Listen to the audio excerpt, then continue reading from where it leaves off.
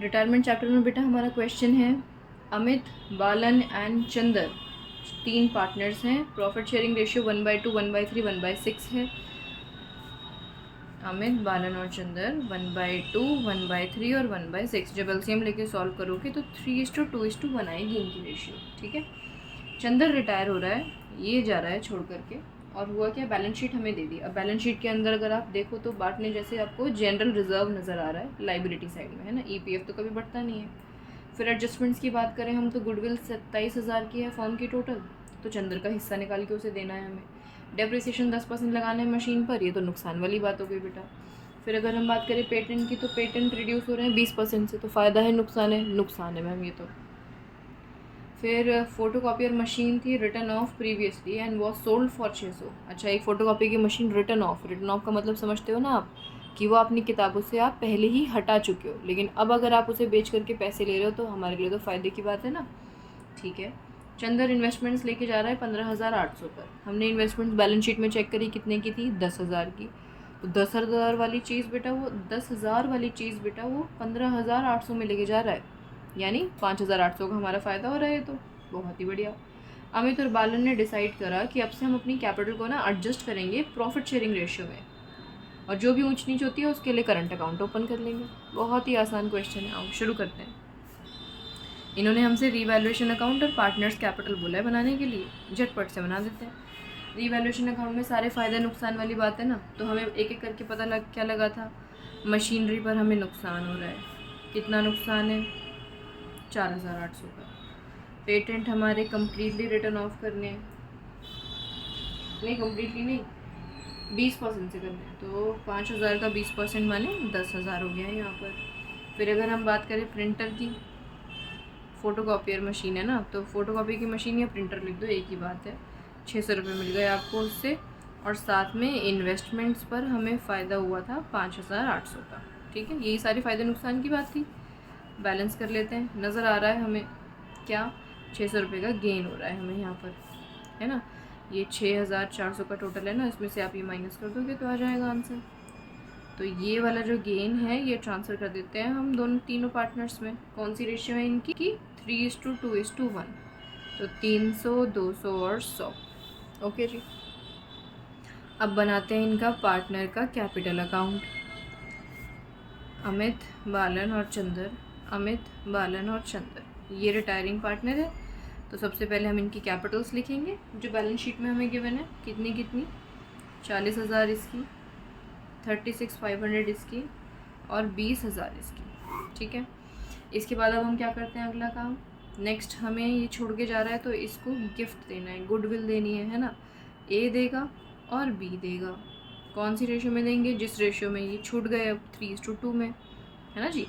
तो 3:2 में जब हम बांटेंगे तो कितना बांटे मैम, यहाँ लिख देते हैं। गुडविल टोटल 27,000 की है, और चंदर कह रहा है मेरा हिस्सा 1/6 बनता है। तो जब आप इसका 1/6 करोगे तो आपका आंसर जो आएगा वो आएगा 4,500।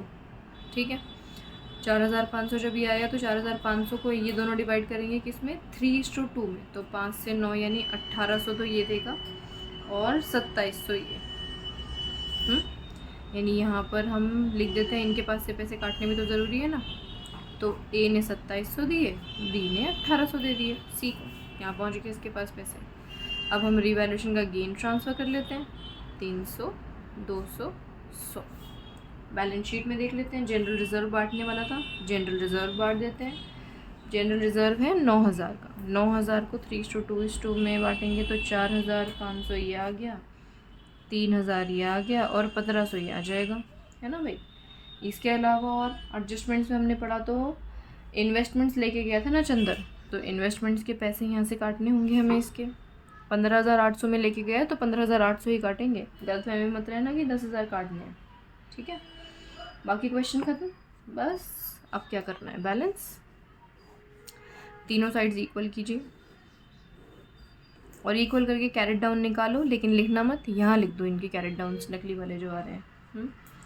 देखो मैं बताती हूँ, ए का जो आएगा वो 42,100 आना चाहिए, इसका 37,900 आएगा बेटा, और इसका 10,300 आएगा। अब चंदर तो अपने सारा पैसा लेके जाएगा ना लोन के तौर पे, तो हम यहाँ लिख देते हैं 10,300 सी का लोन अकाउंट। लेकिन ए बी की तो आपस में कुछ बात हुई थी। क्या बात हुई थी?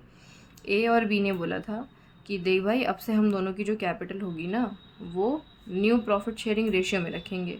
तो जितने जितने पैसे लाओ सामने लाओ, दोनों के पैसे जोड़े गए, दोनों का टोटल किया हमने, और टोटल करने के बाद जो भी यहाँ पे टोटल आएगा उसे आप 3:2 में बांट देंगे। ठीक है, तो अगर हम टोटल देखें तो ये कितना आएगा 80,000 का। अब इस 80,000 को 3:2 में अगर आप बांटोगे ए के लिए और बी के लिए तो 48,000 इसके हिस्से में आएंगे, 32,000 इसके हिस्से में आएंगे। ध्यान से देखना, इससे ज़्यादा आसान तरीका है नहीं बेटा इस क्वेश्चन को समझने का। अब ए को अपनी कैपिटल मेंटेन करनी है 48, बी को 32। अब ज़रा देख लो, देखो ध्यान से देखो, ये देखो डिफरेंस, कैरेट डाउन आ रहा था ए का इतना, जबकि उसे मेंटेन करना है इतना, यानी घर से पैसे लाने पड़ेंगे ना उसे। कितने पैसे लाने पड़ेंगे, इसका डिफरेंस। तो ये ए कितने लेकर आएगा 5,900।